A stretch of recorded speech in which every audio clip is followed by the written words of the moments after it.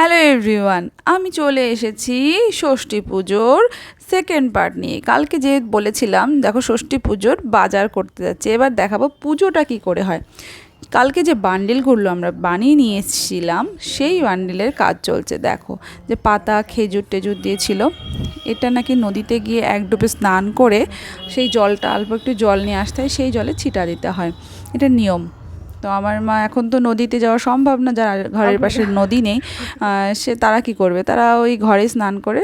তো মা ছাদে গিয়ে এই কাজটা করছিল। তো আমরা সকাল সকাল স্নান করে রেডি হয়ে গেছিলাম। প্রথমে জামাইকে দিল, তারপরে মেয়েকে।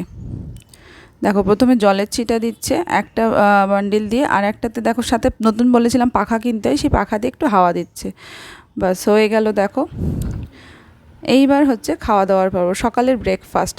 যেহেতু জামাই ষষ্ঠী, আম কাঁঠাল মানে যে যা খেতে ভালোবাসে আর কি, দই খই চিড়ে মুরগি যার যেটা পছন্দ সব দিয়ে দিতে হয় জামাইকে, স্পেশালি জামাইকে মেয়েকে। তো আমি জামাইকে ওঠাইনি, ওই জন্য আমি দেখালাম। আমরা সকাল সকাল ব্রেকফাস্ট করে নিয়েছি।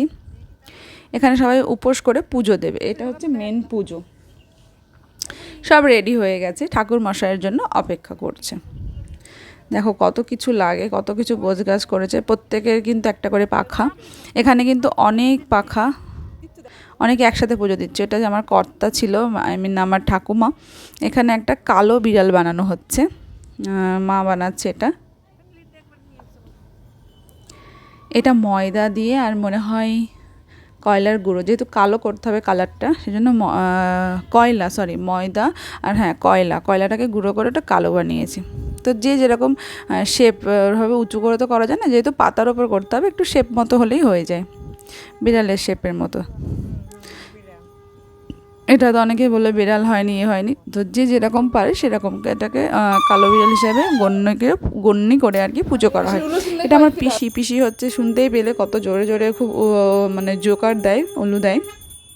এখানে দেখো ঘরের পুজো চলছে, যেহেতু ঠাকুরমশাই এখনও আসেননি, ষষ্ঠী পুজো শুরু হয়নি, তো সবার ঘরে ঘরে আগে প্রথমে পুজো দিয়ে নিচ্ছে সবাই।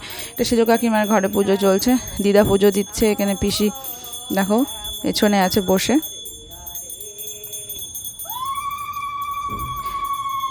ঠাকুরমশাই আসতে লেট হচ্ছে, তো সবাই নিজের নিজের ঘরের কাজগুলো আগে মিটিয়ে নিচ্ছে, নিজের ঘরের পুজো। আর বাইরে সব গোছগাছও চলছে, অলরেডি গোছগাছ কমপ্লিট তোমাদের দেখালাম। দেখো ঠাকুরমশাই চলে এসেছে, এদিকে বিড়ালটা মোটামুটি রেডি হয়ে গেছে, বিড়ালটাকে বসিয়ে দিয়েছে। ওটাকে বিড়াল গণ্যি করে পুজো করতে হয়। এবার দেখো ঠাকুরমশাইয়ের পুজো চলছে। পুজোটা অনেকক্ষণ ধরে হয়, যেহেতু পুরোটা আমি দেখাইনি, কত কিছু লাগে দেখো। এখানে অনেকে কিন্তু পুজো দিয়েছে। এটা আরেকটা রিচুয়ালস, দেখো এটা করতে হয়, এটা এক্স্যাক্টলি কী আমি ঠিক বলতে পারবো না, যারা জানো তারা অবশ্যই কমেন্ট করো। ঠাকুরমশাই বললো পুজোর পরে এটা করতে হয়, তো এটা করলেন আমার কাকিমা।